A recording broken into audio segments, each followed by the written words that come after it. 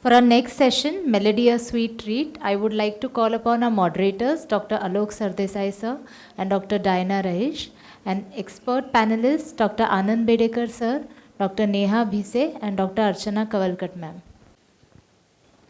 A very good morning to everybody.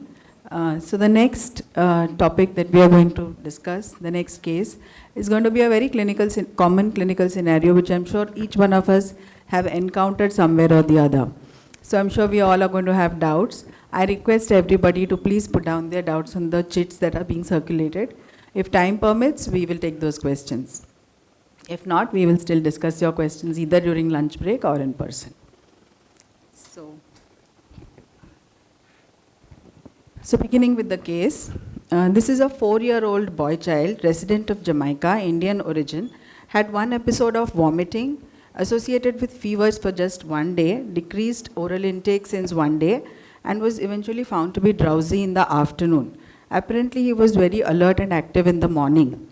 There was no history of any specific focus of fever as such. So based on this short history, ma'am, Archana ma'am, I would want to ask you what would be your next step if such a child comes to your busy OPD? So thank you, Diana. So first thing is that this is a very short history, fever, vomiting, and drowsiness. And with this short history, drowsiness strikes me as the most odd complaint. So definitely this is something that is affecting the brain of the child, which is probably infection, or you can keep clicking, an infection or a pathy. So among the infections, I would focus my history to find out if this is some kind of a CNS infection like a meningitis or an encephalitis, or is it some rapidly progressive infection, either viral or bacterial, which has brought this child in a state of impending shock to my OPD. And among the pathies, I would think of probably some metabolic issue that this child is going through because of the vomiting that the child has. So ask focus history with respect to that, whether there's an electrolyte imbalance or hypoglycemia that the child is suffering from. If the child is looking acidotic, I will definitely think of either DKA, or is this acidosis related to some infection, respiratory or otherwise. Detailed history from the mother to find out whether she has given any drugs to this child. Could this child have overdosed himself with some of the antihistaminics that are normally prescribed? Is this a case of drug poisoning, or has the child had some food item which has triggered this? So this is extremely important because I need to quickly take a decision whether this is related to anaphylaxis. I need to try the patient. And last but not the least, any SOL or a head injury related history. Simultaneously, I'll examine this patient, do the BP and pulse oximeter, and definitely do an HGT in the OPD, which I think is imperative. That's right. So while we are still here. So the pediatrician confirmed low blood sugar, as ma'am rightly said, after taking the rest of the history, and then the child was referred to the hospital for further care. While we are still on symptomatology, what are the clinical symptoms which act as defense for hypoglycemia, and what are the mean thresholds? Slowing of auditory response at or below 72, autonomic symptoms at or below 55, subclinical epileptiform EEG changes at or below 55, impaired cognition and judgment, which are neuroglycopenic symptoms at or below 49, coma and seizures can be seen below 30 and 40. So this child presents to ER now with a hypoglycemia HGT of 38.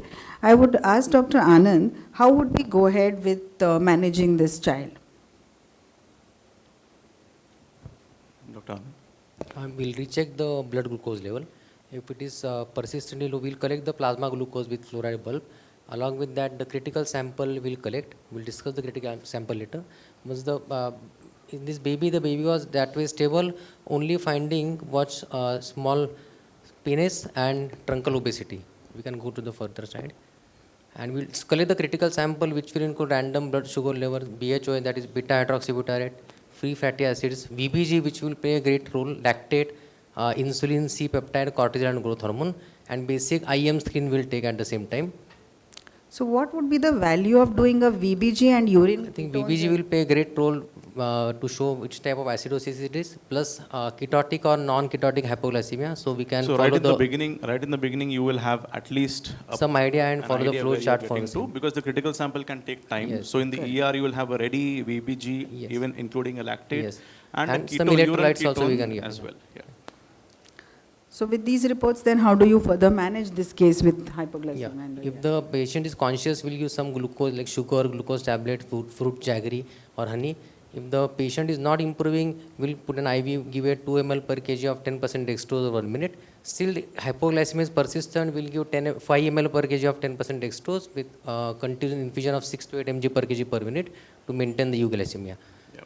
Now, why this value of 6 to 8 mg per kg per minute, which gets us to the concept of GIR. The rate of glucose production by the liver is linearly correlated with the estimated brain weight at all ages.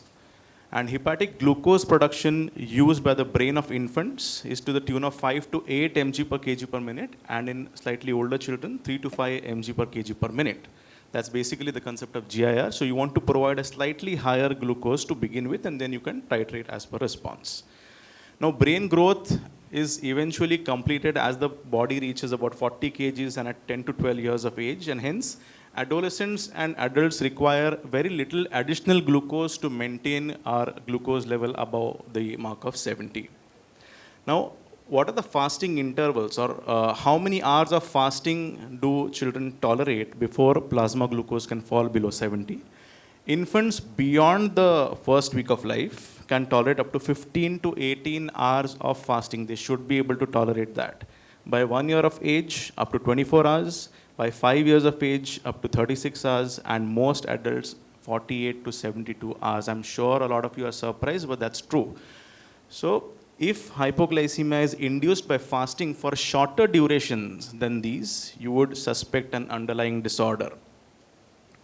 Now, what are the definitions of hypoglycemia? No acceptable single reference value. It is a debatable value. Now, because whole blood glucose values are 15% lower than the plasma glucose value, primarily because of red cell glycolysis, which can reduce the glucose concentration up to 6 mg per dl every hour. For diagnostic evaluation, we have a cutoff that we use, which is 55 or 50. It's debatable. Most of us use 50 as a cutoff. So we would want to do the initial stabilization, as rightly we have initially stabilized, maintained his sugars. We want to go back to our history now. So Archana ma'am, regarding the past history, anything specific you would want to pull out? So most of the history we've asked, and we now have a child with hypoglycemia. In the past history, I'll go back to birth and get all the perinatal history I can, prematurity, IUGR, a stay in the NICU, how long that stay was, what is the family history, anybody in the family with these kind of complaints, early fetal deaths, is there consanguinity, and if from the period of neonate to right now, were there similar complaints, what were the triggers for these complaints, was some foods the triggers or infection some triggers, what was the treatment received and response to treatment, and definitely the milestones. And no pediatrician's history should and will be complete without the vaccination and getting the dietary history, including food fads. So as ma'am rightly has completed the past histories full, all the details. Specifically for this child, we would like to tell you that this child had a similar complaint of short duration of fever, vomiting and hypoglycemia at 3 months of age, 3 months back, which required admission for about 4 to 5 days, but it was not investigated. Neither did the parents have any reports with them, which is also seen with us routinely in the cases. This child had a birth history of being born to a non-consanguineous married couple, first of birth order, full-term baby 3 kg at birth weight. He required NICU stay for low sugars. Again, the cause was unknown, but the child was discharged within 2 days. So no specific diagnosis or care at home was told to the relatives on discharge. And there was no significant family history. Now, by now, we have the results of the critical sample. And Dr. Neha, I'd like you to come in now. How would you like to analyze it? We'll go stepwise. We have the random blood sugar. Please analyze. Thank you. So first of all, I would look at the random blood sugar, which is less than 50. The first step I would do is look at the ketones. So it's important to differentiate at this point of time whether it is ketotic or non-ketotic. We look at the beta hydroxybutyrate, it is clearly high, more than 2 millimoles per liter. And then the next step is to look at the venous blood gas and the lactate, which we've already got in the initial part while we are securing the IV line in our hospital itself. The ammonia will also guide us as to whether this is a mild form of hyperinsulinemia or whether this is any inborn error of metabolism. Next, looking at the insulin in the critical sample. Once you get the critical sample back, generally when there is hypoglycemia, the insulin axis should be switched off, which means that the insulin should be appropriately non-detectable. So if the insulin is detectable, then we should think of hyperinsulinemia as one of the causes. Like I said, the C-peptide is also negative in this case. Yeah, so if you look at the cortisol and the growth hormone now, when these are the counter-regulatory hormones as a response to hypoglycemia. So when the random blood sugar is low, the cortisol should be high as a part of the counter-regulatory axis. But as you can see in this case, it is clearly low. It is 3.5 microgram per deciliter, and the growth hormone is also low. Here I want to tell you that it is very important not to go on one value of growth hormone, but after looking at the critical sample, examining the child, looking at the growth chart, it is very important to recheck the growth axis by doing a stimulation test as well. So while you are analyzing this critical sample, how can we go ahead with an algorithmic approach? So you have hypoglycemia in your critical sample. You look for ketones first. Do you have ketones elevated or is it hypoketotic? Your beta hydroxybutyrate was elevated, so you go ahead with your ketones positive algorithm. You look at. Just a simple stupid question. So are we trying to tell that decent growth hormone in levels in all cases of hypoglycemia or like? Sir, I'll just finish this and then we'll come to it. Ketones positive, we go ahead with checking lactates. Lactates positive or not. In our case, we had lactates of 0.8, which is normal. So you go ahead with lactate negative arm. You look at next, which is organic acidemias, whether organic acidemia is positive or negative. But by now, you will already have your growth hormone and cortisol, which are low. Now, cortisol value, you want it to be above 18. Some people say about 20, but 4.3 is definitely low for the level of stress the child is going through. And growth hormone, you want it to be above 7 or 10. So you have a significantly low growth hormone as well. Just to complete the arm of organic acidemia negative, you look at ketotic hypoglycemia, growth hormone deficiency, ACTH deficiency in this arm. And to complete the positive arm, you look at MSUD and methylmalonic acidemia. So while we were doing our past history, we got these critical sample reports, so we analyzed them.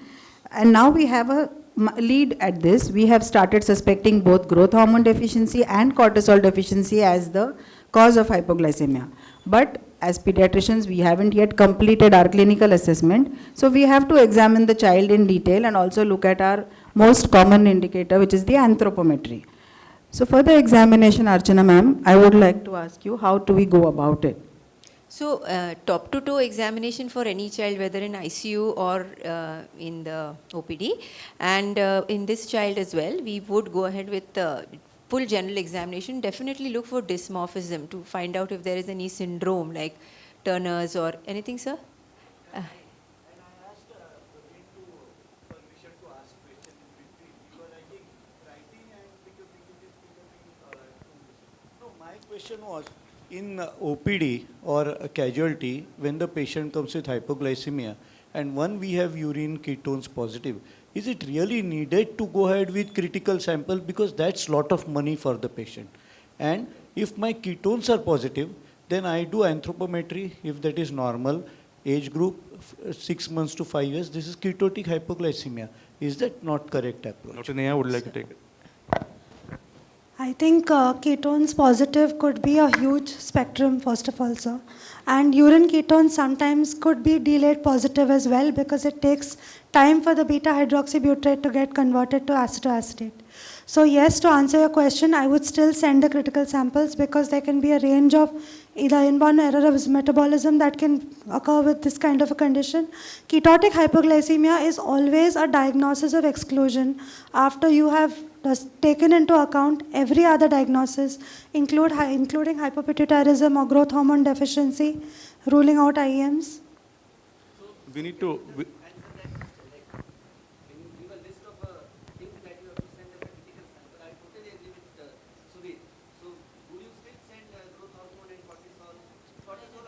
Yes. The Yeah. point of So- of sending critical sample at that point is you will never get that altered metabolism ever unless you make the child fast. Unless you make the child undergo a fasting provoked hypoglycemia testing, you will never reach an opportunity where you will get that altered metabolism to assess the child in the naive state. So this is the discussion we've been having, and then most of us as pediatrician, I agree, we do not do this, and that is what we want to convey in this discussion is that probably we are not doing the right thing, and we need to change this, and this is the guideline that is being given at present. As you can see in Dr. Alok's case itself, this child came with recurrent Two hypoglycemia previous till the age of 4 years before he was picked up. And there were several opportunities to do this test, but since every time, I understand as a pediatrician, the first instinct is to stabilize the child. But at the same time, when you're putting the cannula, if you collect all the samples and send it immediately, then the whole effort of fasting the child, which is a very tedious, not to mention a dangerous test, is avoided, including the cost of the admission as well. So, I mean, I'm not saying we should do fasting challenge, but ultimately, at the end of the day, we are clinical pediatricians.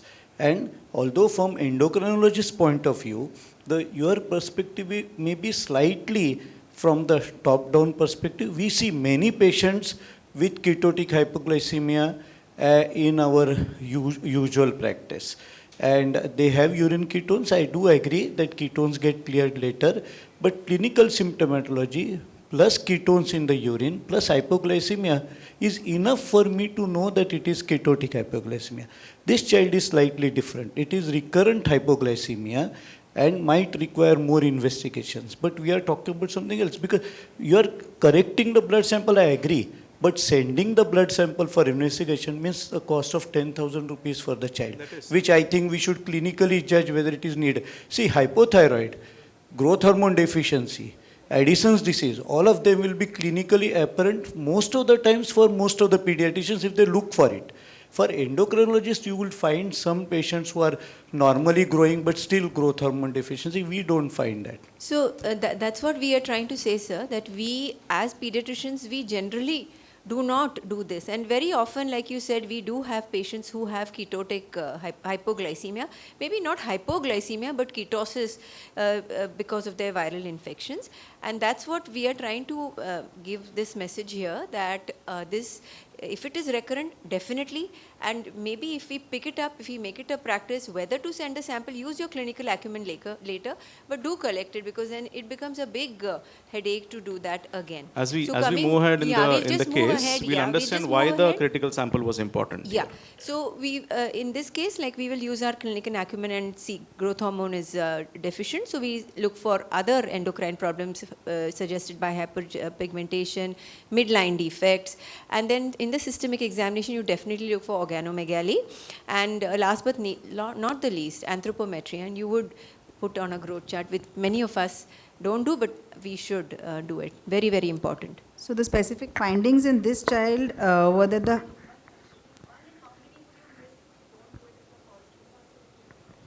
So what is the prevalence like? And if you don't do it in the first go and there are no clinical signs and your examination doesn't yield anything and you've not collected samples, what would be the chance of missing a diagnosis like that? There would be quite a high percentage. The reason is that there is something known as hypoglycemia unawareness as well.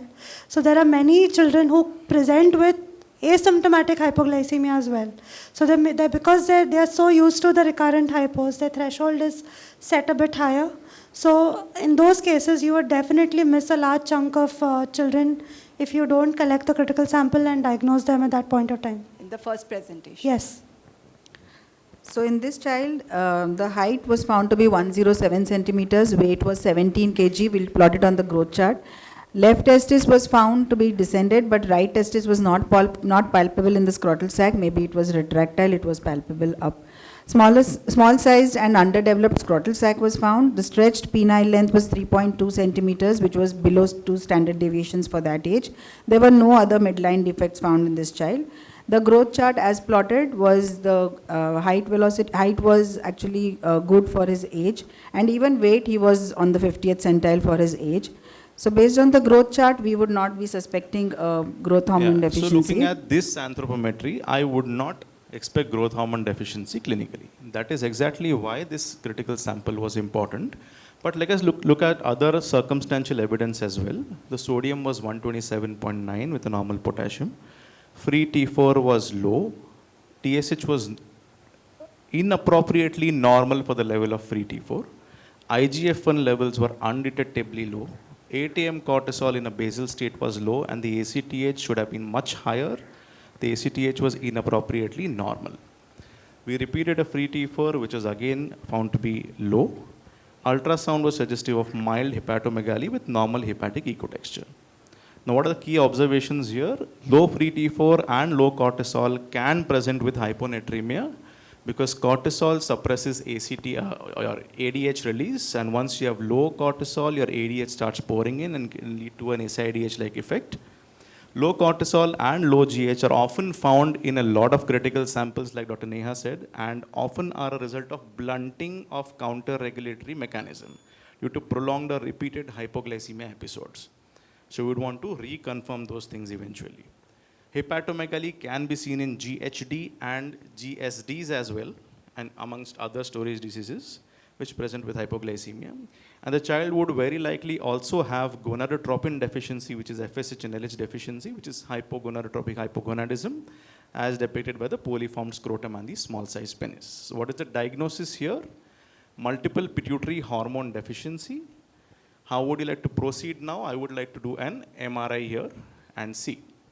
In the neuroimaging, you see the red arrow, which is the thinned out or non-visualization of the pituitary stalk. The yellow arrow upwards is the ectopically placed posterior pituitary in the region of the median eminence. And the blue arrow, which is pointing towards a very small sized anterior pituitary.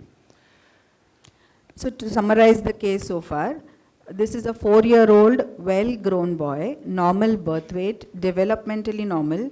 There were 3 episodes of hypoglycemia so far, neonatal period, 3 months back, and the current episode. He has a short phallic length, he has retractile testes and small underdeveloped scrotal sac.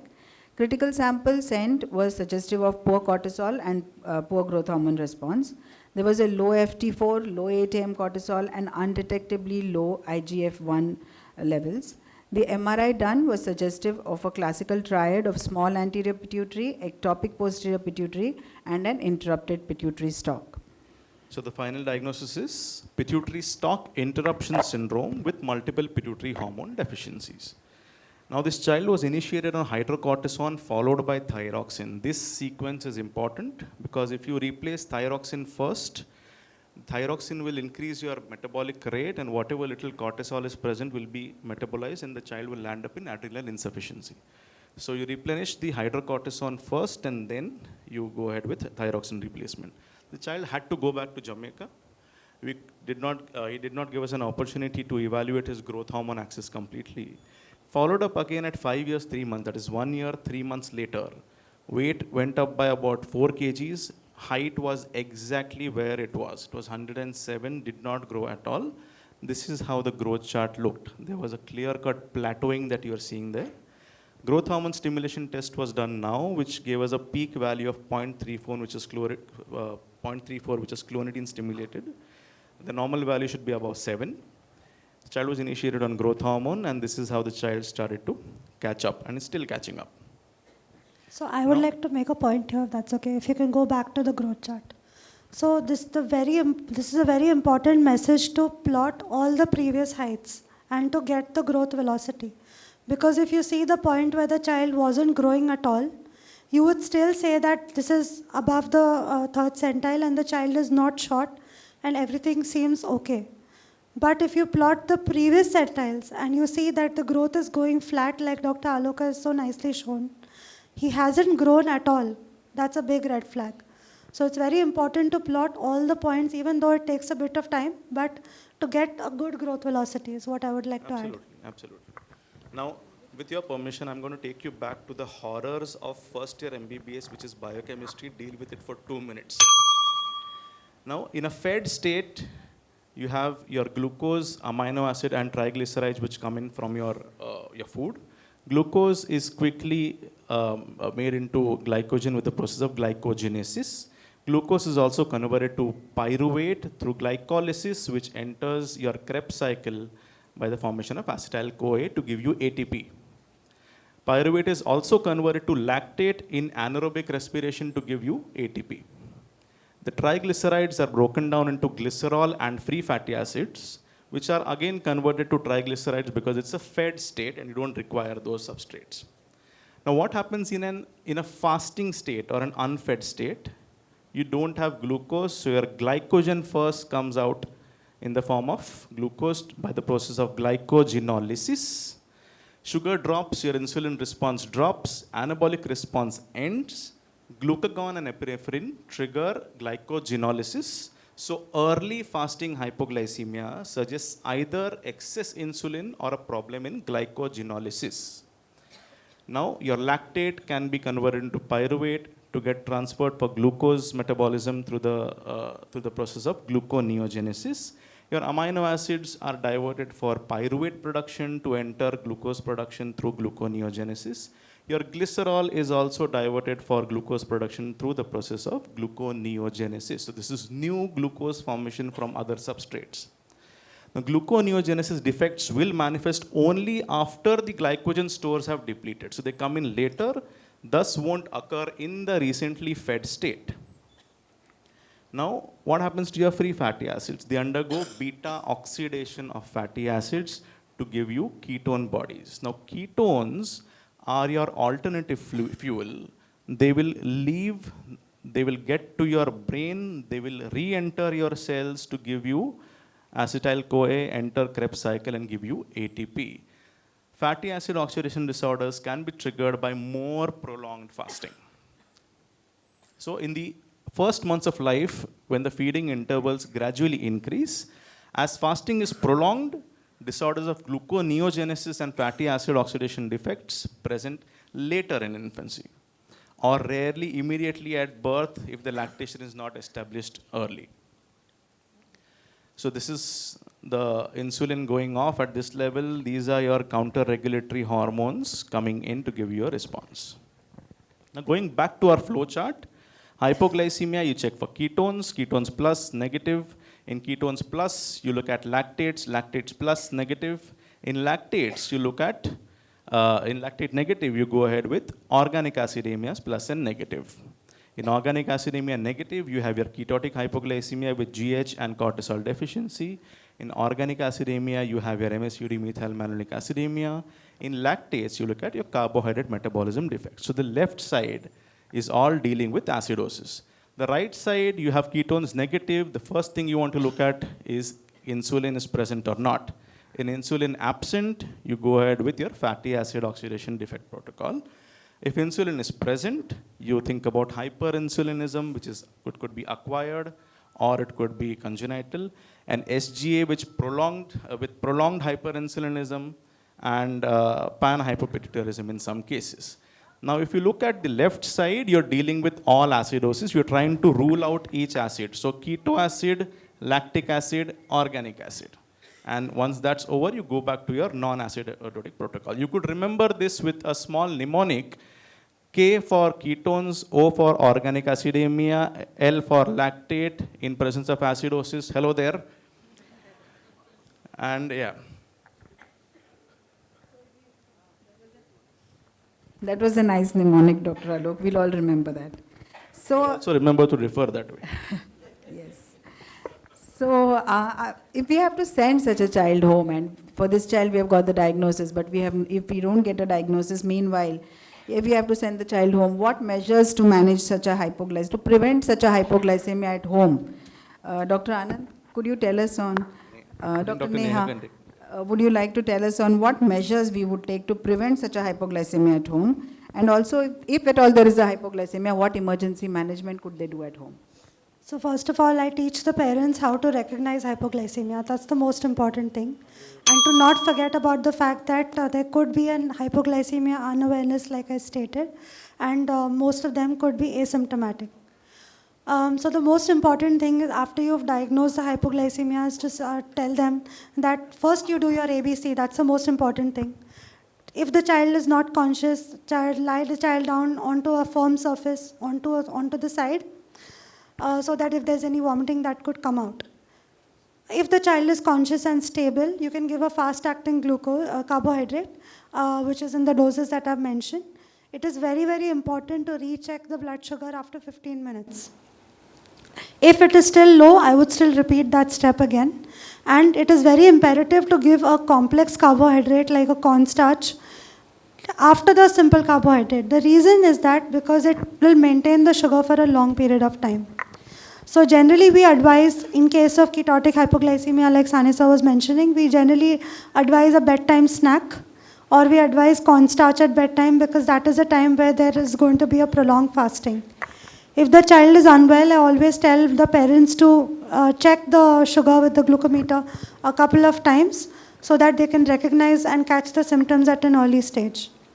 Unfortunately, if the child is not conscious, if he is drowsy, after doing your ABC, you tell the you can give glucagon. So glucagon is freely available. It's available at most of the wellness chemists that I've encountered. It comes in a set like this with a diluent which is inside the vial and a vial which has the powder in it. 1 milligram is 1 ml. The cost is almost 1,000 rupees. So the simple way is to reconstitute it and to give it subcutaneous. Less than 25 kilos or less than 8 years of age, we generally give 0.5, and then more than 25 or more than 8 years, we generally give 1. It is very, very simple. I train the parents to give it.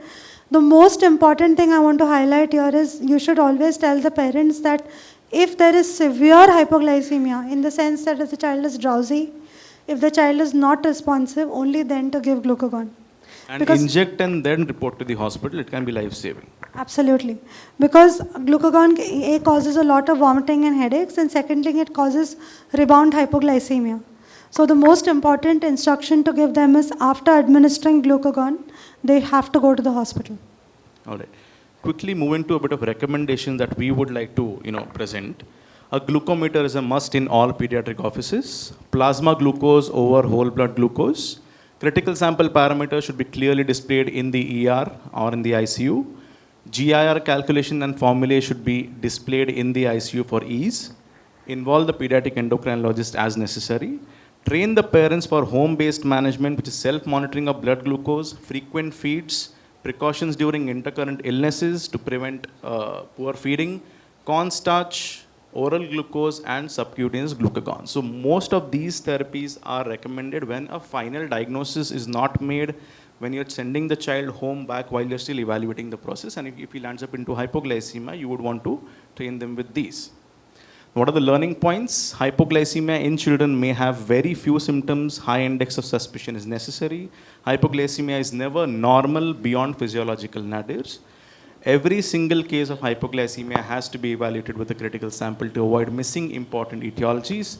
Following a systematic algorithmic approach allows us to analyze our case through the critical sample. Importance of history and detailed clinical examination cannot be overemphasized. Importance of SMR, including SPL in the current scenario. Growth charts continue to be an indispensable tool for the pediatrician, and biochemistry always comes back and bites us with vengeance. I would just like to add one more thing, sorry.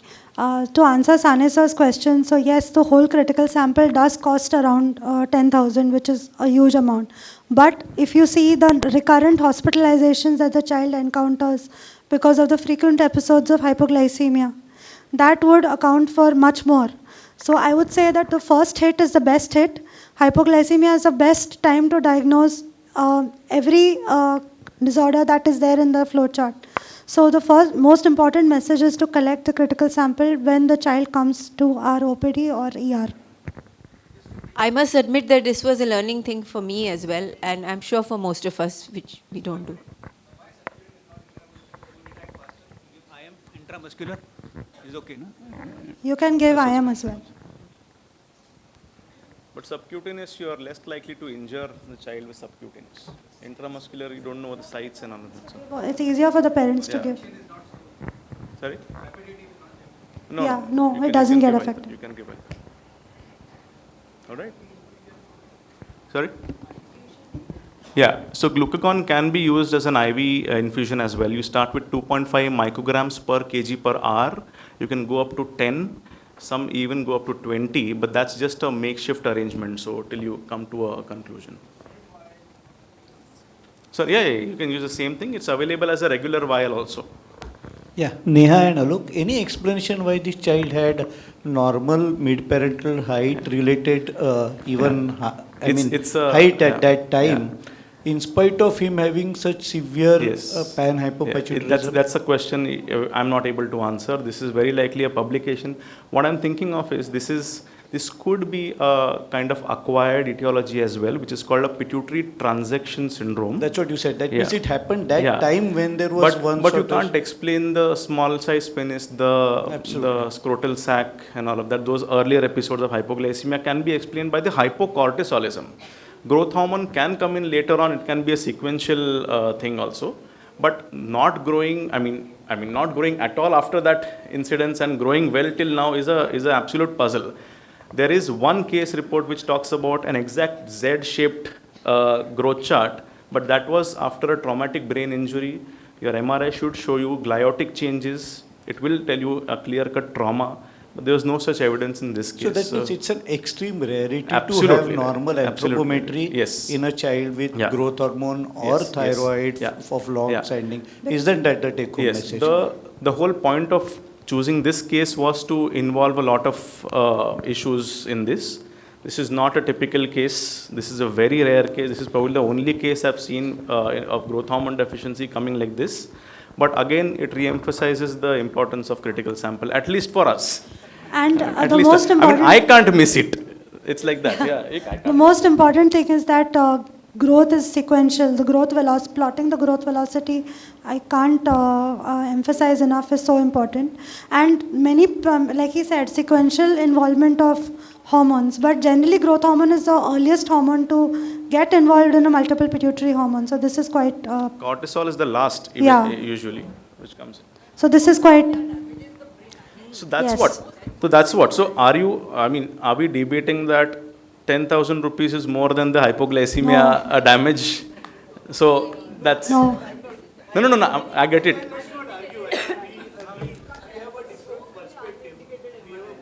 Absolutely, sir.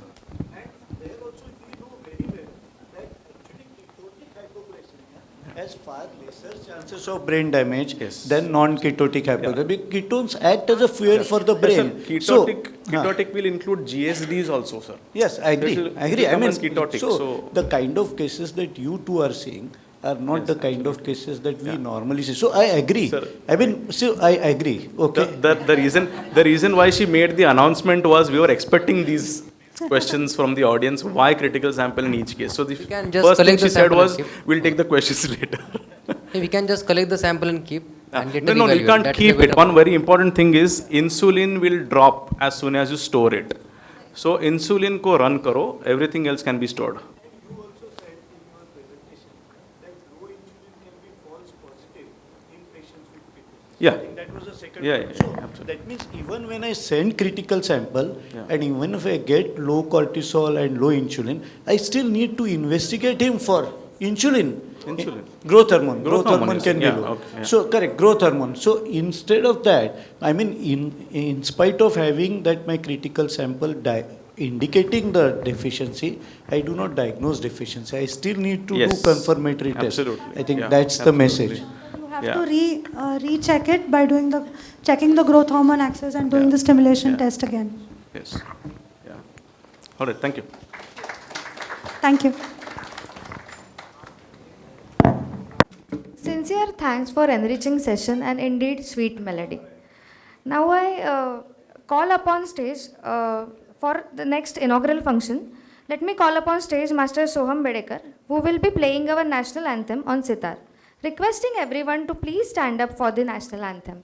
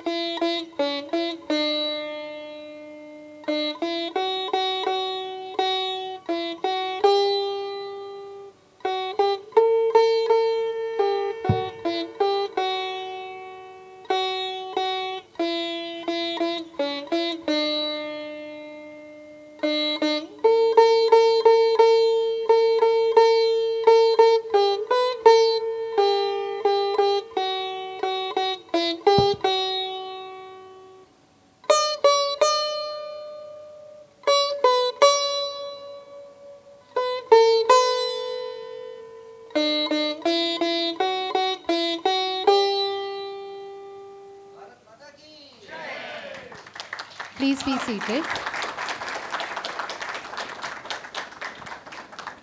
Please be seated. I request Master Soham Bedekar to continue with the Saraswati Vandana.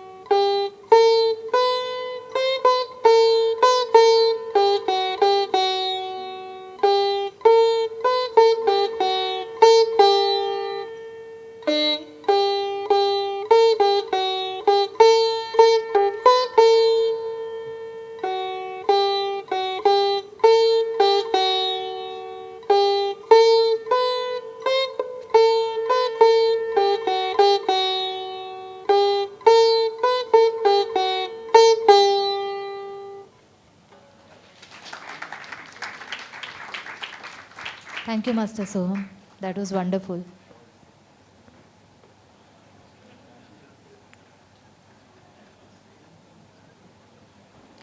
Now we are about to commence with lighting the lamp of knowledge and wisdom. So, let's welcome on stage Dr. Suhas Prabhu sir, Dr. Vijay Yevle sir, Dr. Sridhar Ganpati sir, Dr. Divya Prabhat ma'am, Dr. Anjali Gokarna ma'am, Dr. Mahua Das Gupta ma'am, Dr. Sudhir Sane sir, Dr. Manoj Wakde sir, Dr. Dinesh Ketkar sir, Dr. Shyam Jaggar sir, Dr. Ram Gopal Chezara, our Maha IIP President, and Dr. Santosh Kadam sir, Dr. Praveen Gokhale sir, Dr. Anand Bedekar sir, Dr. Rishikesh Zingankar sir, Dr. Gauri Kulkarni ma'am, Dr. Bhavesh Mithia sir, Dr. Abhay Marathe sir, Dr. Sanjay Hendre sir, and Dr. Nehal Shah ma'am. I request all dignitaries to please come forward for the lamp lighting ceremony.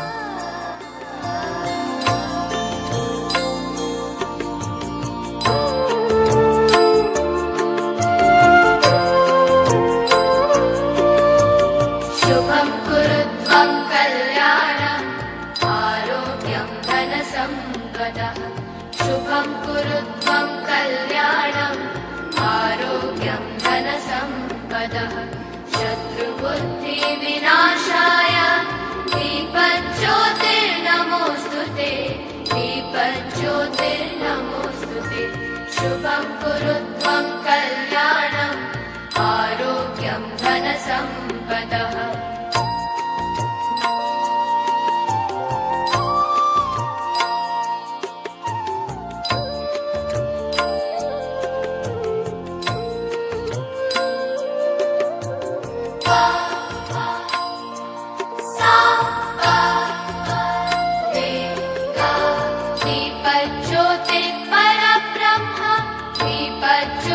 दीपज्योतिर्जनार्दनः दीपज्योतिर्परब्रह्म दीपज्योतिर्जनार्दनः दीपो हरतु मे पापं सन्ध्या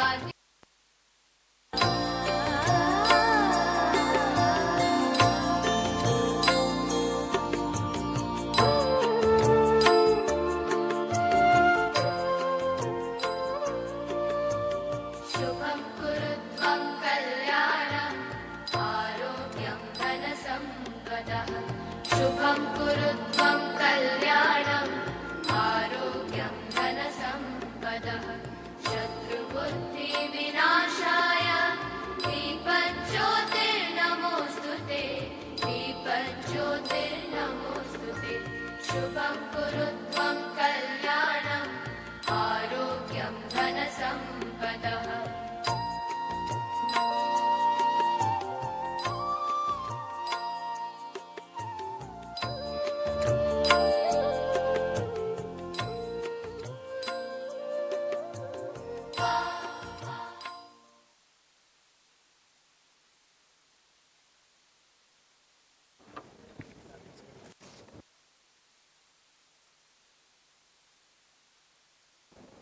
Thank you all dignitaries.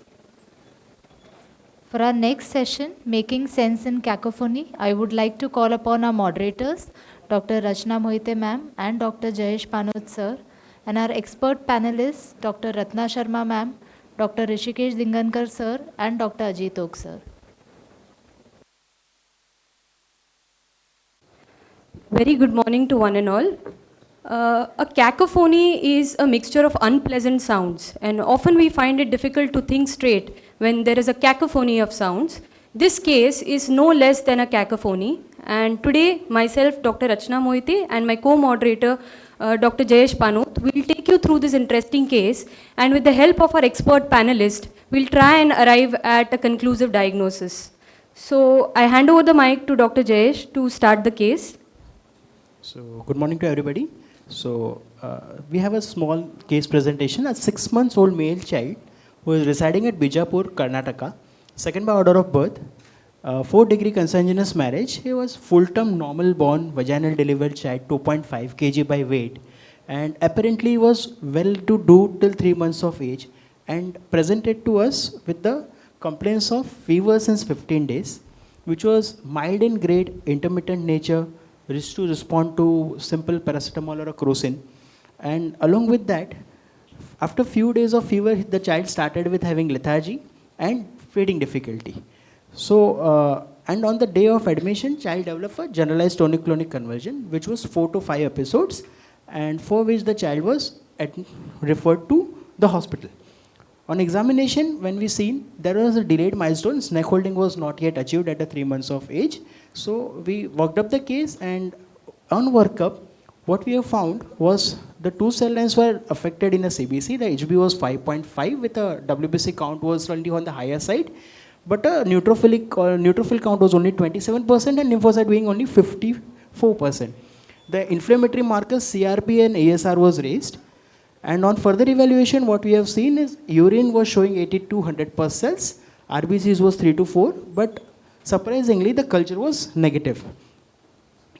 And peripheral smear examination was for workup of anemia was showing microcytic hypochromic. The retic count was 5.35, but the corrected was coming within the normal range. The bone marrow was within normal. Any comments from the audience? The indices and the peripheral smear. Just go back to the indices. We'll involve the audience here because I think they deserve it because they've not had a proper tea break, so we can either involve them here or involve them there. So they should be, involved here because they have skipped the tea.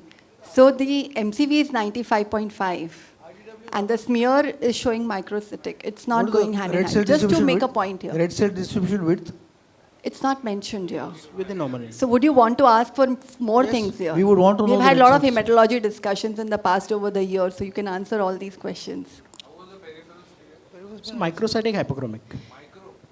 Microcytic hypochromic. So it's not going in hand, right? Yeah. So I wanted someone to notice that. So probably either you need to see the smear again, or you need to check with the lab whether the indices are okay or not. What would you believe is more correct here? Are MCVs? Yes. No, but they start normalizing. So you have about 90 to 100, you can touch 110 also, but at 3 months of age, they would start coming down. And the retic is high. So which one would you believe, the smear or the indices? I know I'm diverting, but I don't want to get hematology into immunology here. You would believe the smear. I would believe the smear, but here because the retic is high, I would say that the MCV probably is high, and we are looking at something which is causing a high macrocytic anemia over here. Sorry for that interruption, Rachna. Because I want everyone to notice the indices. Now 6 months old. Yes, ma'am. So don't miss these things when you're looking at CBC.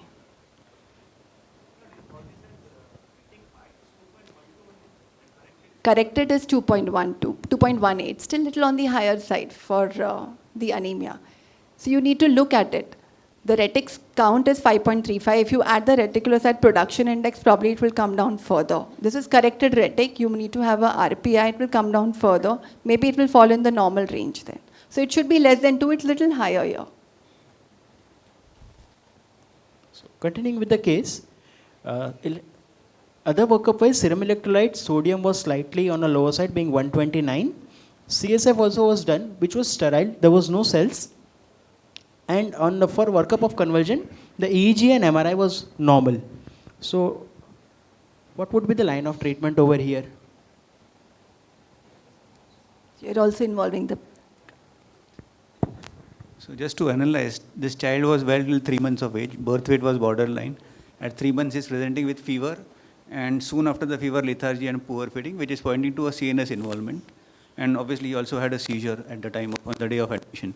So I would have expected the CSF to be abnormal. He has high inflammatory markers. Anemia I cannot explain based on this history. So I would have expected it to be a meningitis kind of picture. But it says no cells, and glucose also is normal. The urine also showed cells, but culture was negative, whether antibiotic was given before collecting the culture sample. So as of now, it looks like a 3-month-old with sepsis causing, involving also the brain, though CSF is normal, or encephalopathy causing seizures. Sir, I agree with anemia under investigation. I agree with the points made here. So if you can see, this child's onset of fever was 15 days back. Okay. So this fever has been going on for 15 days, and on the day 15th of fever, this child has presented with convulsions. So if this would have been a meningitis to begin with, we would have expected the seizures to come much earlier in the history. So going by the history, the onset of seizures is much later. So that was one point that was going against meningitis, and I think the CSF kind of supports that, supporting the history. Feeding was from day 1 only? Lethargy and poor feeding was from day 1, or that also Yes, developed during later? the course of illness, mother noticed that the child started looking lethargic Because and lethargy had we poor have to give feeding. very much significance. Generally, Yes. even with fever, the child should not be lethargic. Yes. If it's a true lethargy by definition, not what mothers say. So we'll go through the case, sir. At this point in time, the CNS examination was normal when the child presented for the first time. So the child was treated with anti-epileptics and IV antibiotics. In view of anemia, PRBC transfusion was given, and child was discharged with iron folic acid B6 supplements. Since he was healing from Bijapur, child went to Bijapur after 1 week. The repeat CBC done over there was normal, and child was advised for weight monitoring and further course of treatment. Excuse me.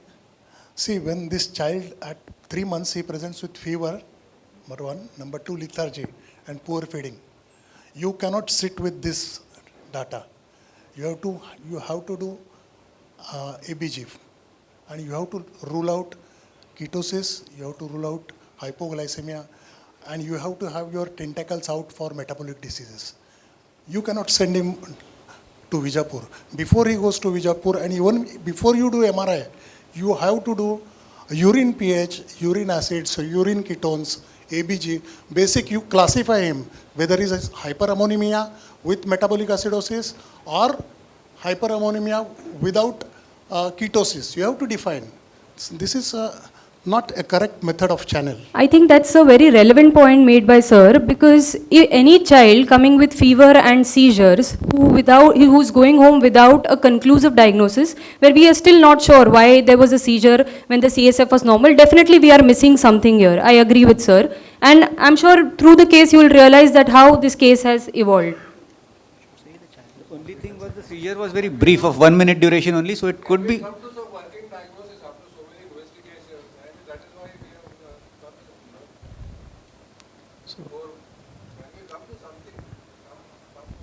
So working diagnosis at that time at 3 months of age was made by pediatrician was pyelonephritis, sepsis with seizure.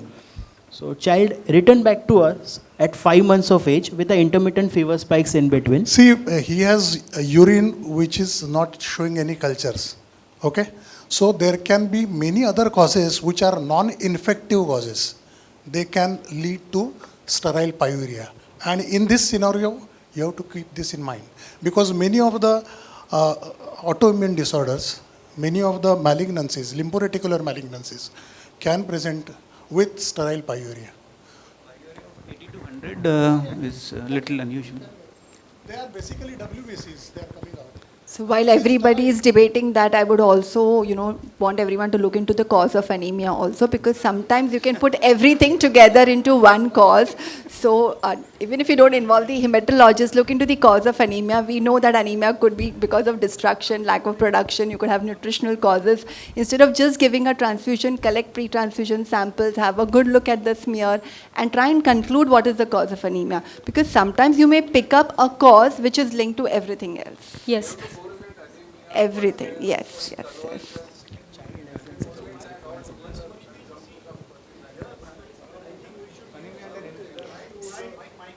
So let me tell you very frankly, we have not discussed this case with the moderator, so it's open to you all also. See, I have not read this case. Though they had sent me the case, I have not read this case at all. Okay, I am a naive, means I am a novice clinician. Yeah, I think that's great. But what I wanted to say is that such kind of history, it's not micro-detailed history. So they are just saying that fever for 15 days, now intermittent fever spike.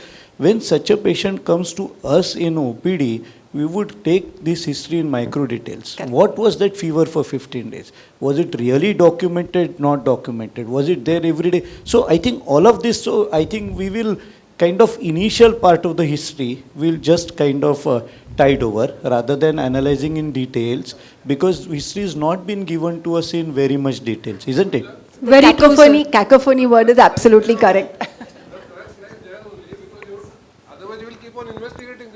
See, these are empty vessels. Empty vessels will make noise. That is the heading of this case. So just to answer Sani sir's question, I think that's very rightly pointed out, the emphasis given on history, because if each of us put that extra effort of before investigating, expending those 2 extra minutes of asking a detailed history, that definitely guides us toward the diagnosis.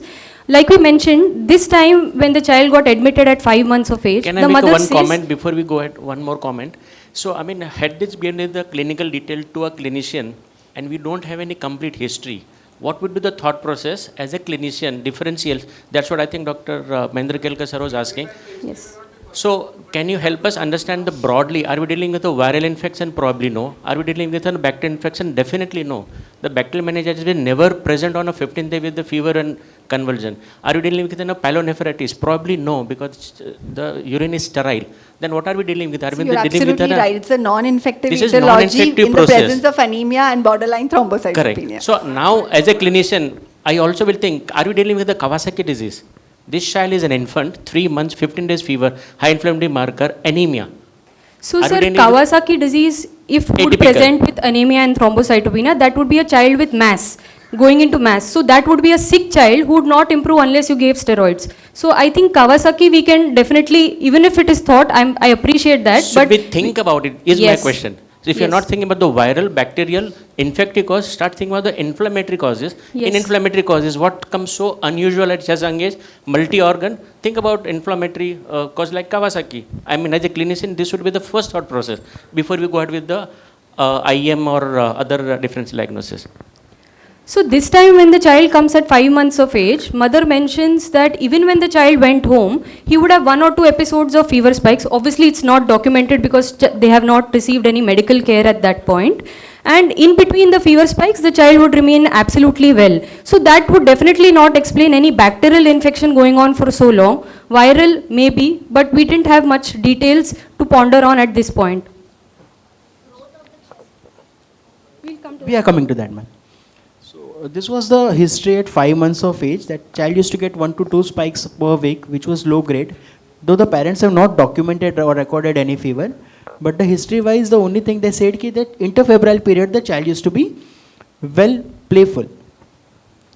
So again, he has developed lethargy since 15 days. On last 2 days, the child has developed rashes, which was petechial in nature, and there was 1 episode of altered blood in a stool. Over here, on further evaluating the history, we have got that history of poor weight gain is present, and there was no history of bleeding from other side. The convulsion which was there at 3 months of age, this time there was no history of convulsion.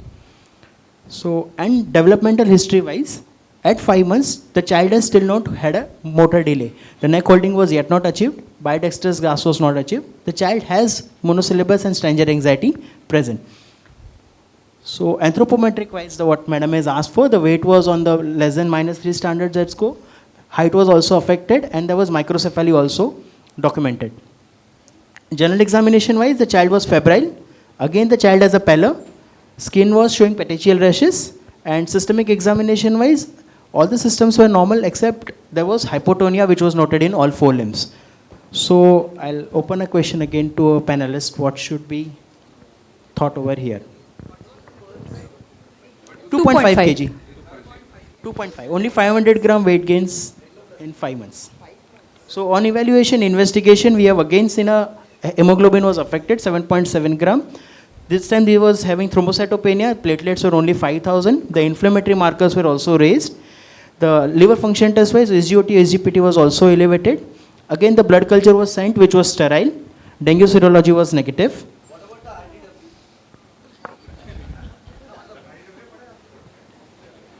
Anything more you want to know in the CBC other than RDW? You have a CBC report with all the indices. So anemia with thrombocytopenia, you can evaluate on the CBC report, you can find out whether there is peripheral destruction or there is decreased production based on indices. RDW, MCV and a mean platelet volume. MPV will also tell you whether you have small platelets or large platelets. So it is not there. So in the first go only you would have, could have analyzed it. Knowing that it is peripheral destruction, then you move in the direction of whether it is immune destruction or non-immune destruction. Based on the general clinical findings of the child, you would like to look at whether there is organomegaly, lymphadenopathy and all other causes. If it is edging towards the bone marrow failures or non-production, then you will look at what is the cause of non-production, whether it is infection or it is true marrow failure. So the CBC has to be complete. This is not a complete CBC. So primary HLH, you'll have pancytopenia with peripheral destruction like picture, or it could be marrow failure like picture based on how strong the macrophage activity is. You would have other findings of macrophage activation in the patient. You cannot have a silent patient with pancytopenia and macrophage activation or HLH, the other spectrum. So the clinical findings with the CBC report will help you to look at it.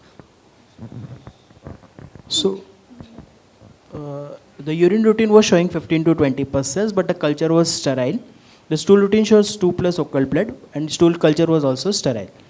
So your management will depend on what is the cause of anemia. This patient has come with a bleed, you would want to take care of that. Unless you know whether this is destruction or production issue, you will not know whether you want to go ahead giving platelet transfusions or you would want to deal with the child by giving immunosuppression. So I think here we can open the case for discussion. We have an infant with failure to thrive, motor milestone delay, microcephaly, seizures, hypotonia, recurrent fevers, persistent anemia and thrombocytopenia, and possibly some infections, but we obviously don't have anything positive to say this child had some infections going on.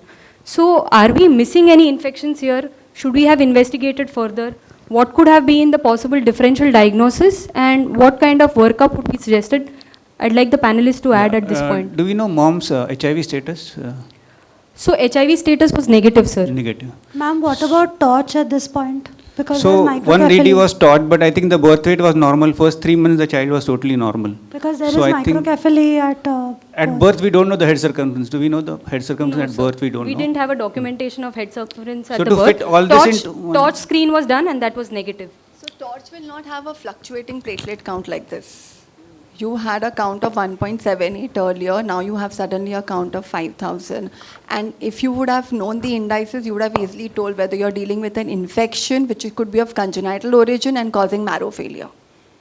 Okay, so you could have answered all those questions in the first presentation. So ma'am, could you add, if we had the MPV value here, how could we have navigated through this case and derived at a conclusive cause for the thrombocytopenia? Yeah, so when you have a MPV or if you don't have a MPV because the platelets are very low and your Coulter machine may not give a MPV on peripheral smear, if you see large platelets, you would know that the production is happening well and it's the peripheral destruction.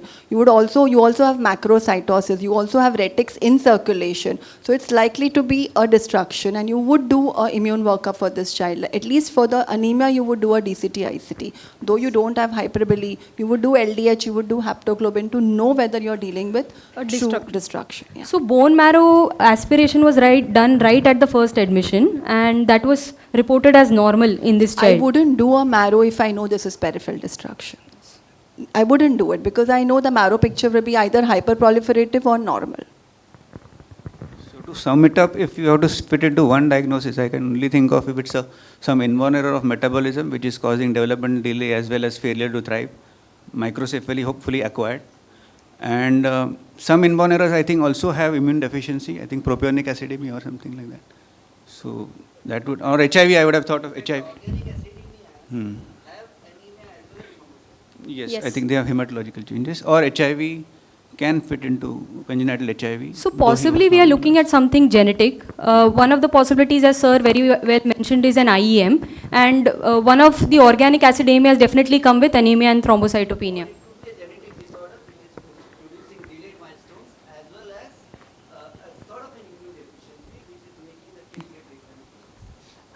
Hello, I am a clinical. Sorry. Yes.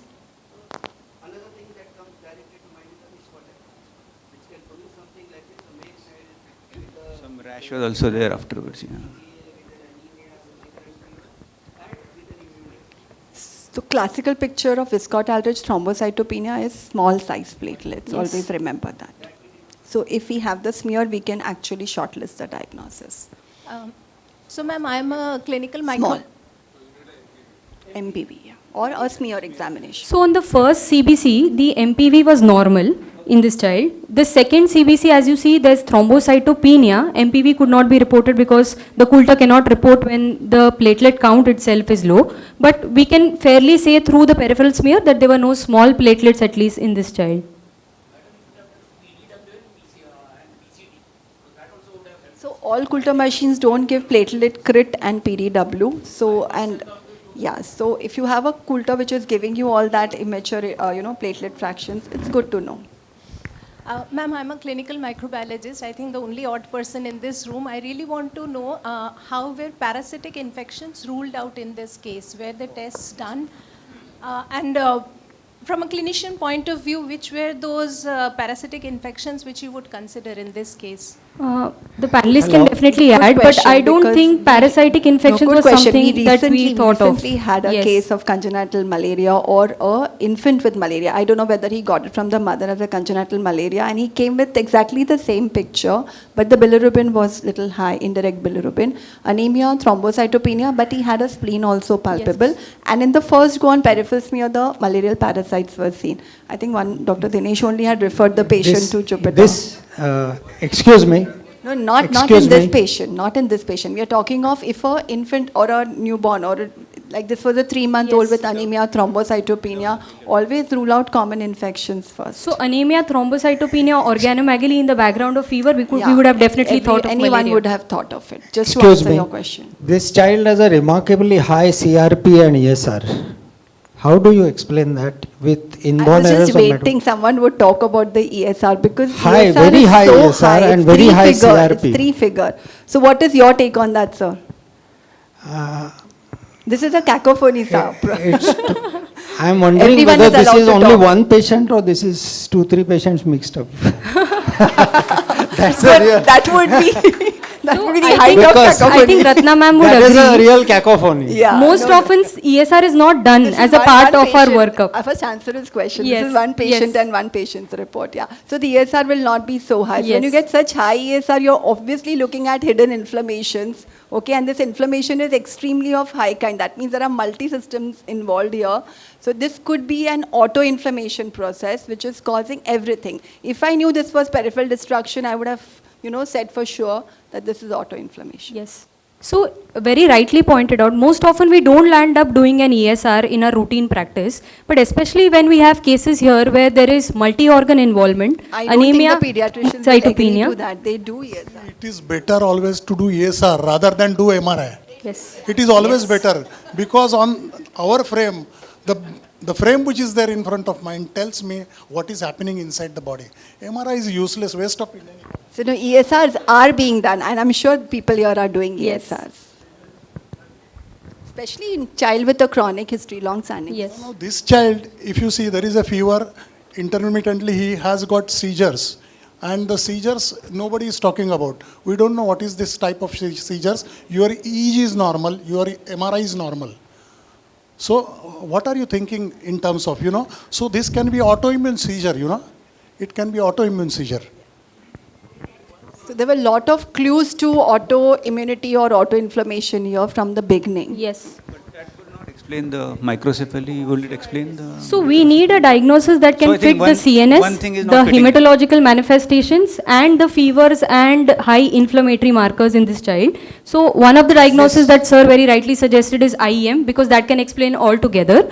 The other differential would be an inborn error of immunity or a PID, where again you could say that a genetic disorder led to autoinflammation and involvement of multisystem in this child. So if we don't have any...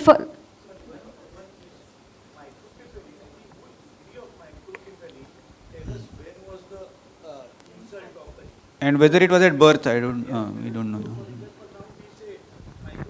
And suppose head circumference only 30 and microcephaly at 5 months and head circumference 36. Both of them are less than 3 centile.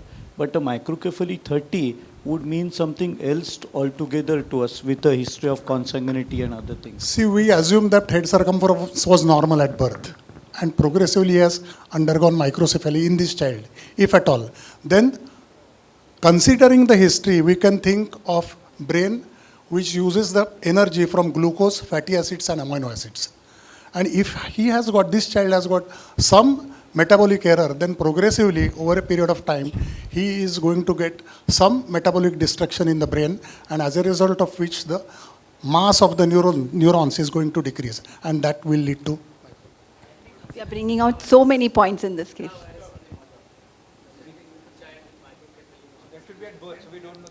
See, you're bringing out so many differentials. Yes, definitely a cacophony here.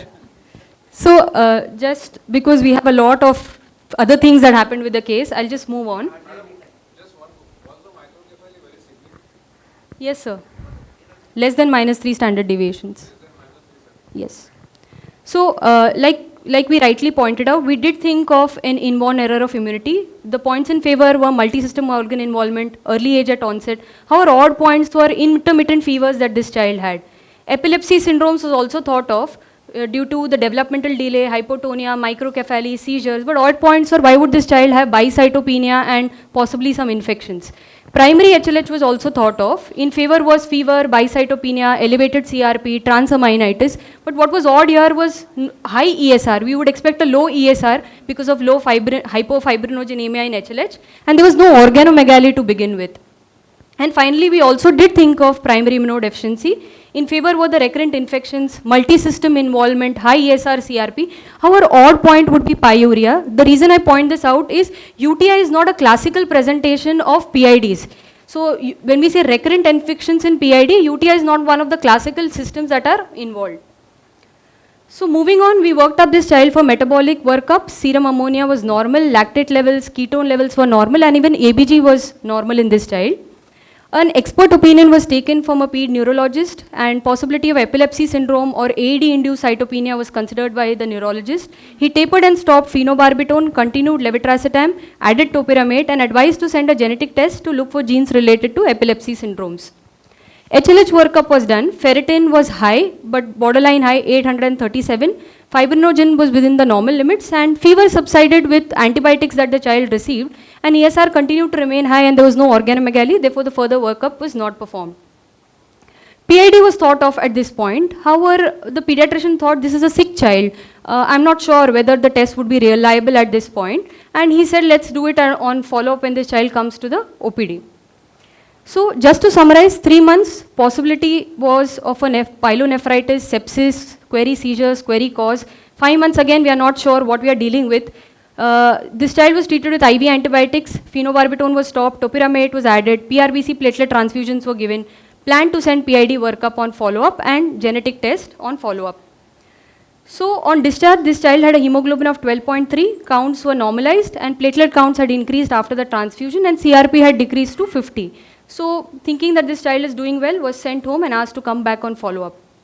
So here I'd like to stop and ask the panelist, whenever we come across a sick child, when you're suspecting a PID, especially in a sick child, should we work up for PID or should we wait till the infection subside? And when a child has already received a blood transfusion, what is the best time to work up for PID? So when you have a sick child, certain tests can be done. It's not that they cannot be done. Only thing is the interpretation will vary, because if you're going to send a lymphocyte subset analysis, you may have infections which will cause lymphocytosis. You could have infections which can cause lymphopenia. So your subset may not give the absolute correct figures, but your percentages may reflect. So if you get the pictures which are fitting into a diagnosis, don't ignore them. But if you're clinically suspecting something and it is not fitting into it, then you can repeat the sample later. Okay, you may have neutrophils which are very high during infections. So main thing is immunoglobulin levels and lymphocyte subset, which we usually do for PID workup as a baseline. Your immunoglobulin levels, IgG may be very high, and IgM in acute infections may be. So in a chronic infection, your IgGs will be high. In your acute infection, IgM could have gone high. So your interpretation can go wrong. You may not get the correct immunoglobulin subsets, basically. So IgG subsets that we do, you may not get them correct. So, I mean, interpret with a pinch. You should be aware of it. Your blood transfusions, you get lymphocytes through blood products. Again, your lymphocyte analysis may go wrong. So wait for 4 to 6 weeks. But if you get lymphopenia and you're suspecting a SCID, I think you should then do a genetic workup. So don't wait. If you're clinically suspecting a SCID and you have a child, an infant or a baby with suspected SCID because of the presentation, and your ALC is low and you've sent then don't hesitate to send your lymphocyte subset analysis, because it's a diagnosis which should be done as soon as possible and referrals have to be done as early as possible. So it's not like a standard statement that if you have a child who's infected, don't send the workup for the next 4 to 6 weeks. Okay. So I think the point here we emphasize is, especially in an infant who is sick and you're suspecting a SCID, one must work up for PID even when the child is sick. Interpretations will change. Because when the immunoglobulins are absent or on the lower side, that clinches your diagnosis. However, if they are normal to high, that is what you would expect in any other child with infections. And if they were normal, you would repeat it after some time. So if you get a normal report, but your suspicion is still high of a PID, you would do it again after a period of time. About 6 and yet weeks, again, how much later? How much later? 6. So yeah, 6 weeks later, again, if your suspicion is very strong and you know this child may land up with a fatal infection, again in the period of next 4 to 6 weeks, you would rather send a genetic workup. Yes. I'm not overemphasizing the role of genetic workup, but in such situations where your diagnosis clinically is fitting into something, please do a genetic workup and don't hesitate. Especially, so everything is not genetic a diagnosis. If you think the child is stable, he can come back after 4 weeks. But if you are really suspecting something, ALC is low, then it's best to send the genetic workup, because it could mean life or death for this child if he comes back again with a fatal infection. And also, doing a genetic diagnosis when the child is sick might have repercussions, because not only it gives a diagnosis for the child, if you're not able to retrieve the child, it will also give a genetic diagnosis to the family for the next pregnancy. Yeah. So don't wait, especially when your suspicion is high, especially in conditions where you're suspecting a SCID. Will you think about the clinical exome or whole exome here? See, here this patient has multiple system involvement. When she said the neurologist asked for an epilepsy panel as a genetic workup, I would have said that knowing that there are multi-systems involved in this patient, a whole exome would be better. Unless you know that this is fitting into a typical clinical picture, send a clinical exome. If you don't know what it is fitting into, and the cost of whole exome is anyway come down with the demand that we have created in the market. So always prefer a whole exome over a clinical exome, especially in cases with a PID, because a single disease can be caused by multiple genes, and all those genes may or may not be a part of your clinical exome, which only looks for certain subset of genes. And now you have clinical geneticists, you can involve them in taking the decision of sample to be sent also, because you need to know whether you're going to send a simple Sanger sequencing or whole exome. I think we have a lecture during the day also. So now that you have clinical geneticists available, I mean, form a team and send the right sample for the patient for early diagnosis, and correctly utilizing the money also that you're spending. Excuse me. I would just like to add 2-3 points here. First thing is one of the diagnoses you considered was pyelonephritis with sepsis. So there I would like to know if the child has hematuria, as you have shown in the reports, the child will obviously have WBCs also in the urine. So we must know whether the WBCs are out of proportion to the RBCs in the urine. So urine routine should tell us that.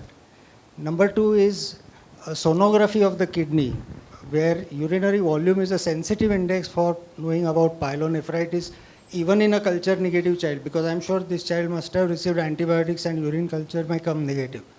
So somebody like Dr. Nitin Chaubal can help us in sonography of the kidneys in diagnosing whether this is pyelonephritis. So USG was done for this child, sir, right at the first admission, and it was reported to be normal. Okay. So moving on, since we had no clear diagnosis at this point, bicytopenia was still ongoing and a possibility of PID was considered, this child was investigated further. 10 days later, this child comes back with loose motions, large volume stools, 8 to 10 episodes in one day, 5 episodes of vomiting and lethargy.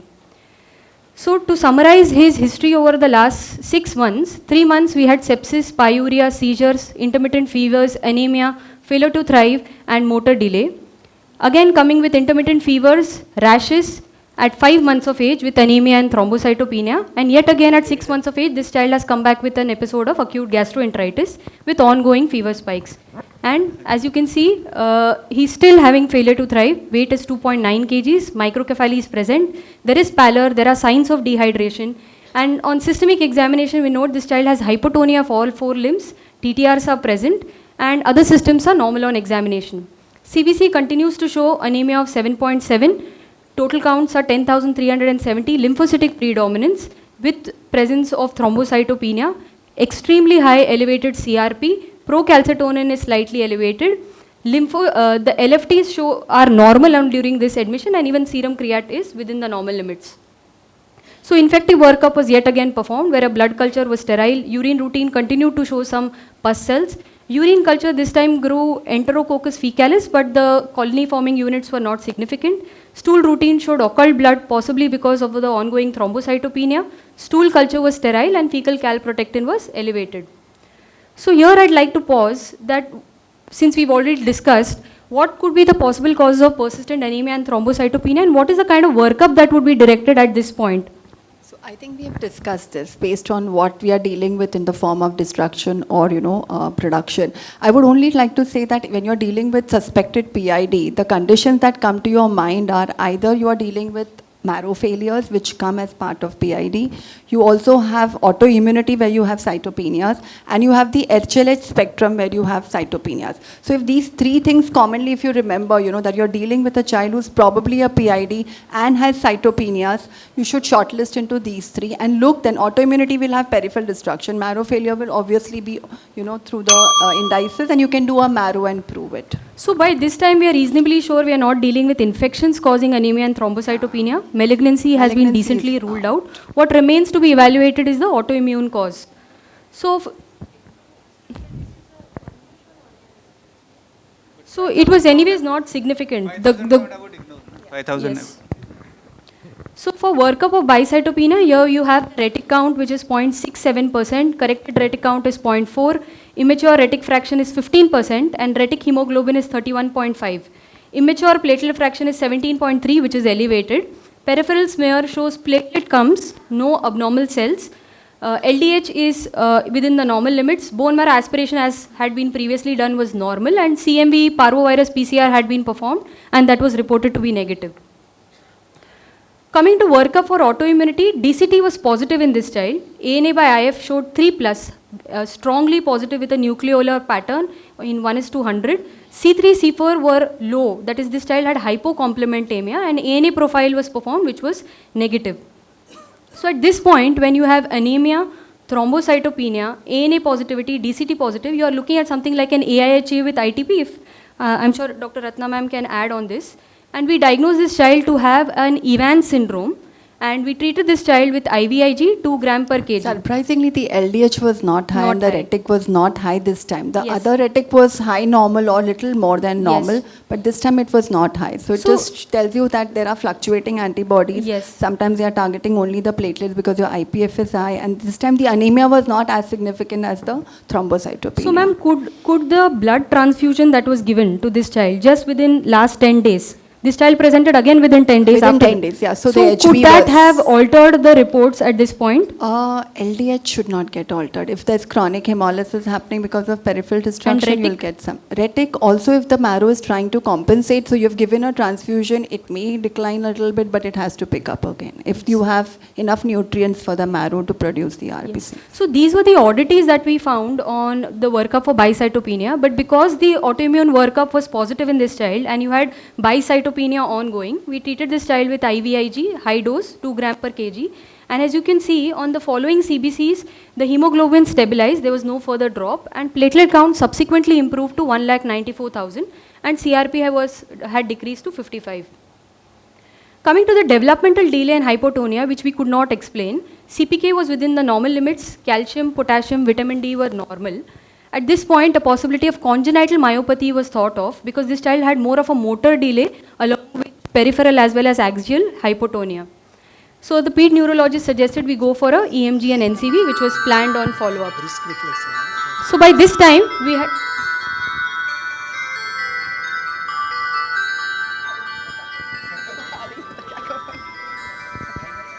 Adding to the cacophony.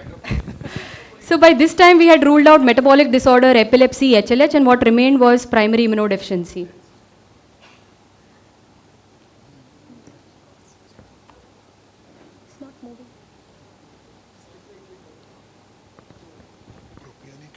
So I'd just like to invite Dr. Ratna ma'am to kindly brief us on when to... I think we can skip this because everyone would know it and lack of time. Yeah. So and the picture is very obvious. Yes, I'll just rush through the slides. So when should one suspect PID? According to the age of onset, usually the severe T cell defects come at a very early age, within infancy and within the first 1 to 2 years of life. B cell defects after 6 months of age, and phagocytic defects can present at any age. Coming to recurrent infections, we are all aware otitis media, pneumonia, sinusitis, recurrent hospital admissions requiring IV antibiotics for more than 2 weeks, oral thrush. These are all telltale signs of underlying PID. Moving on, very important family history. Presence of a consanguinity, history of a sibling death, or history of PID in any other family member should alarm you to investigate the child for PID. And then there are unusual pathogens that we look for. And if you have these sinister pathogens, one should investigate for an underlying PID. Finally, autoimmunity. Any child presenting with early age at onset of autoimmunity, polyautoimmunity, family history of autoimmunity, or autoimmunity with infections, one must not miss diagnosing a PID. So because this child had early age at onset of this child had autoimmunity, early age at onset of symptoms, failure to thrive, recurrent infections, and multi-system involvement, we thought of a PID. And since the age of onset was less than 1 year, we thought of a severe T cell defect, that is a severe combined immunodeficiency, or what we call as SCID. So workup was done. We did a serum immunoglobulin, which showed hypergamma globulinemia in this child. And lymphocyte subset, as you can see, the T, B, NK cells were all within the normal limits. So yet again, is this a PID or not? I'm sure most of us land up doing this PID screen when we suspect a PID, and sometimes we come across reports which are normal, even though the suspicion is high. So moving on, when we went back and saw the chest X-ray of this child, as you can see that this child has an absent thymus. There is no thymic shadow on the X-ray. And a USG anterior chest was performed, which confirmed that the thymus was absent, therefore reiterating the fact that we were looking at a SCID here. However, the oddity was there was no lymphopenia to begin with. We know that most often SCIDs present with lymphopenia, but this child did not have lymphopenia. So we looked at the thymic output, and one way of looking the thymic output is doing the naive cells, or these are the mother T cells that are present. And the CD4 naive and the naive CD8 cells both were low in this child. Therefore, SCID was confirmed. However, how do we explain the recurrent fevers in this child? There was intermittent low-grade fevers. The child used to be well in between. Can you just emphasize about SCID here so that no one misses a SCID? Because if you're doing CBC at birth and you're doing G6PD at birth and you're seeing a CBC report, don't miss out lymphopenia if you pick up on the CBC. I mean, always be on a lookout of seeing the absolute lymphocyte count in any baby with infection. And especially when you're doing routine screening of newborns, you're doing CBC for grouping, cross-matching, and your G6PD.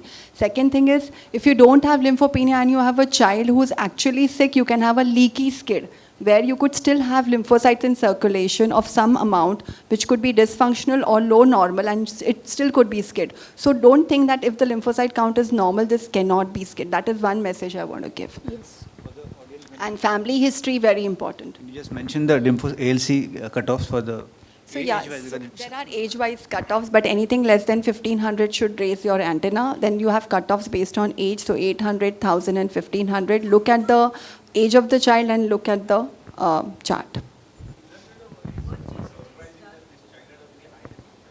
Yeah, so this is secondary to infections probably, or a response as an autoimmunity response. You Or can like have a ma'am T said, this cell- could have been a leaky skid, because leaky skids do not come with lymphopenia per se. So that is what we are trying to re-emphasize here, especially in an infant when you are suspecting a PID. And most often the PIDs which present in infancy are skid. So sometimes they might not have your typical textbook picture where you have lymphopenia, hypogammaglobulinemia and absent T cells. So there are variants of skid. So one is leaky skid, and one you can have a newborn who has maternal lymphocytes circulating, Engraftment. and therefore you could have a lymphocyte which is a count which is normal.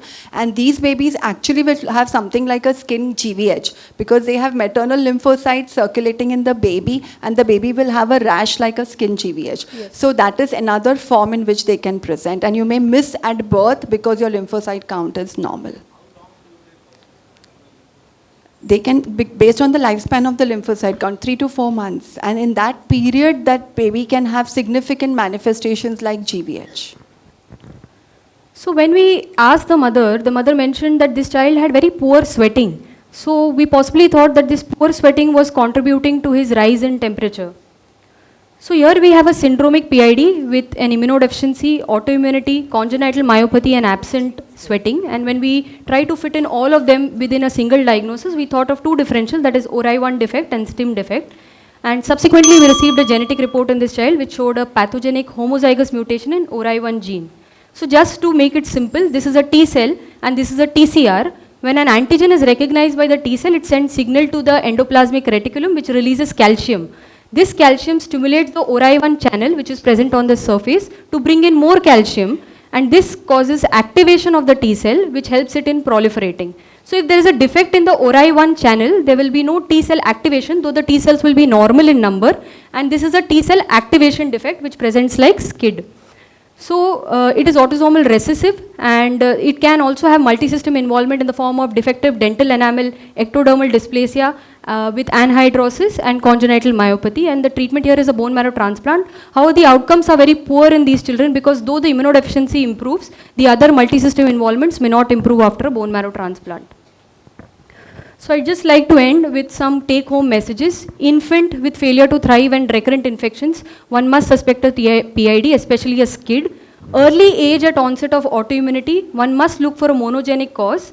And simple tests like chest X-ray to look at the thymus can give a great clue to the underlying diagnosis. And the best time to work up for PID is when you suspect a PID. Yeah, suspect and prove it and refer quickly, until then manage the child properly, because you can give medications to salvage them till they go in for transplant. Some of the kids have enzyme therapies like ADA, Yes. which are going to be available soon in our country, though it comes at a cost, but you can make these children live till they reach a stage for transplant. And earlier they are transplanted, the better. And it not only helps that child, but genetic workup for the next pregnancy also. Thank you.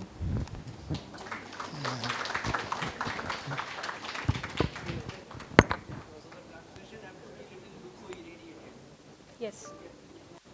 No live vaccines and irradiated blood products to be used in this.